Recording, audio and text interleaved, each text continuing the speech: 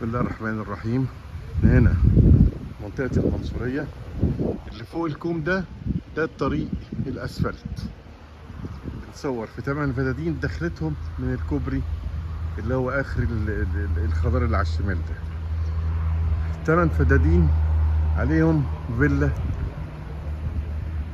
واجهتهم على الطريق ده 200 متر، فيهم مية حكومة وبتروي بحاري، وفيهم كهرباء محول كهرباء محول 60 كيلو واط. تمام، دي الدخلة اهي. ده دخلة الثمان فدادين. في الواجهة على طول هنلاقي الفيلا دي، غرفة الحارس، وهنا بقية الأرض مزروعة مانجا.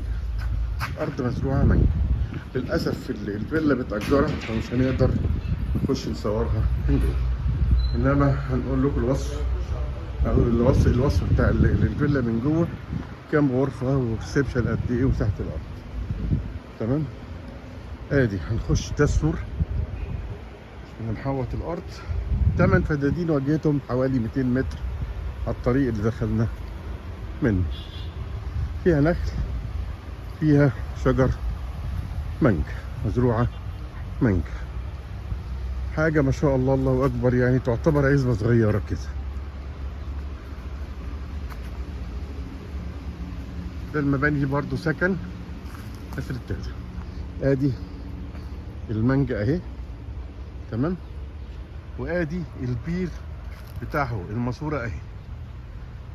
يبقى بتشرب بحاري، فيها ميه حكومه، فيها معين، فيها محول 60 كيلو واط، بيخدم الثمان فدادين. واجهه 200 متر، عليهم فيلا. برضو بكرر للاسف ان احنا مش هنقدر نصور من جوه لان هي الفيلا متأجره، انما ساعه النصيب طبعا المستاجر بيطلع. ادي البوابه الثانيه بتاعتها على الطريق، وده سكن للراجل اللي قاعد في المكان.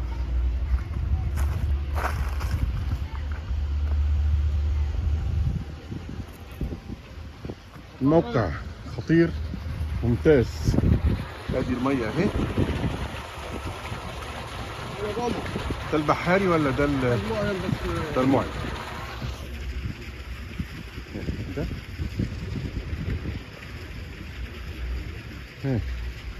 ماشي. تمام، ادي الجنينه اهي. الشجر اللي فيها مانجا ايه؟ كيت وكنت ونعومي. اويسكي صديقه فيه. لا، اصناف اجنبيه كلها. اخرنا من هنا عند النخل اللي هناك ده. تمام، الكهرباء دي كهرباء عاديه، مش ضغط عالي، يعني مش ماشي فيها ضغط عالي. الارض ما شاء الله، الله اكبر عليها. ادي المحول بتاعها الخاص. تمام، الارض المنصوريه طبعا ارض معروفه، ارض طينيه وانتاجها ممتاز. 8 فدادين كلهم مزروعين مانجا، كلهم مانجا. تمام، طبعا الموسم المانجا عدى، كل سنه وانتم طيبين. طيب كده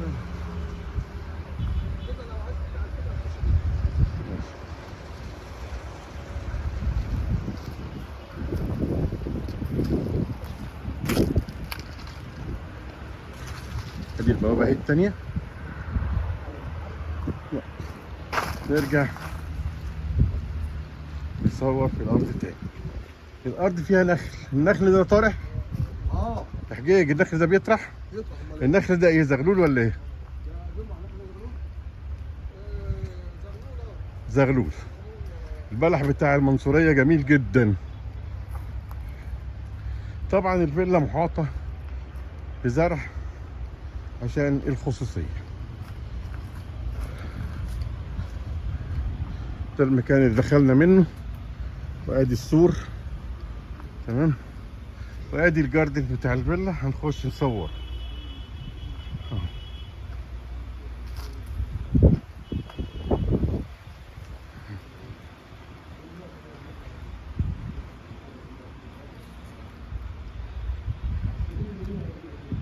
اهو.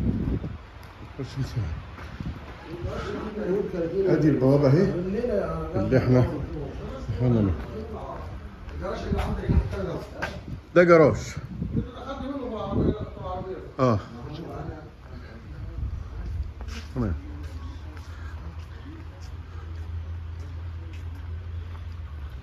ادي الجاردن بتاعت الفيلا اهي، فيها بسين، فيها حمام سباحه. تمام. ادي الفيلا اهي.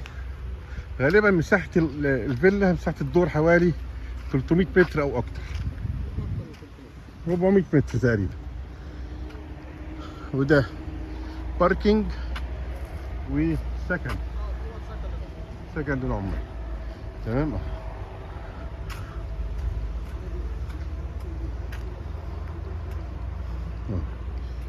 باركينج وسكن، 1 2 3 4، ياخد له بتاع اكتر من 10 عربيات.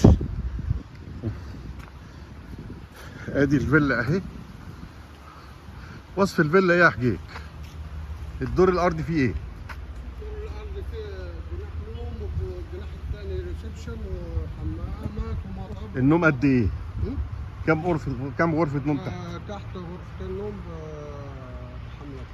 يبقى الدور الارضي مقسوم جزئين، جناح نوم عبارة عن غرفتين ماستر بالحمامات، والجزء اليمين ده ريسبشن كبير. غالبا مساحة المباني حوالي 400 متر. الفيلا شيك قوي، انما للاسف مش هنقدر نصور.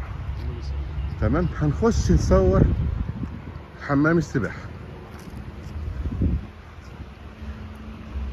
8 فدادين، مساحة ممتازة، موقع ممتاز، واجهة 200 متر، كهرباء محول 60 خاص، مية حكومة، وبتروي بحاري، وفيها ماسورة معين، مزروعة كلها مانجا. حوالين الفيلا ملفوفة بزرع أزرامي. ده ايه ده يا عم؟ دي غرفة الموتور. حمام السباحة.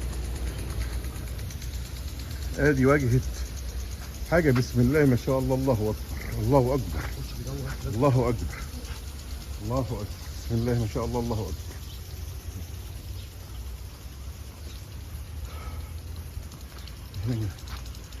دي مبنى زي الصباح برضه زي شاليه. ده شاليه لخلع الملابس لخلع الملابس لخدمة البسين. حمام.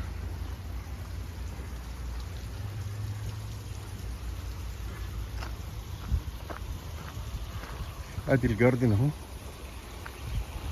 الجو تحفة هنا. وادي حمام السباحة اهو، اوفر فلو. مساحة الحمام ممتازة. ده حمام سباحة للأطفال، وده حمام سباحة للكبار. طبعا المية احنا داخلين على شتاء، المية بتفضل موجودة عشان تحافظ على السيراميك بتاع الحمام. اللي قدامنا ده الشاليه لخدمة حمام السباحة. تمام اهو.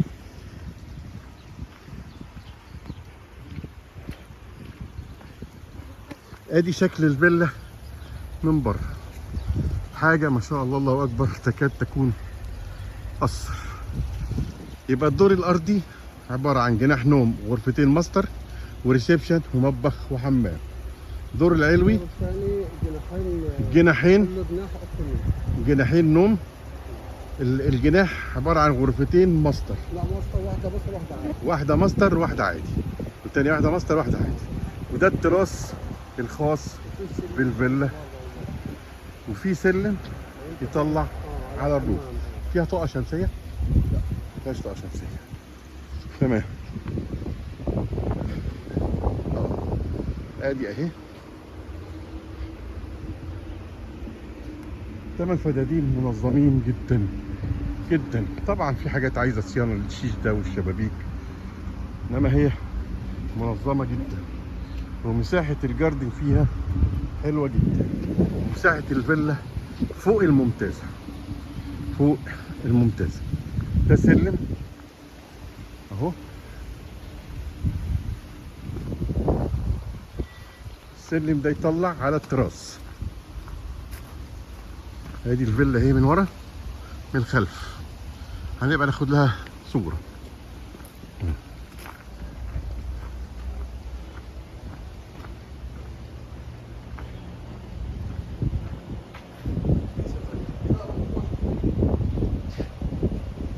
ده سلم اهو خارجي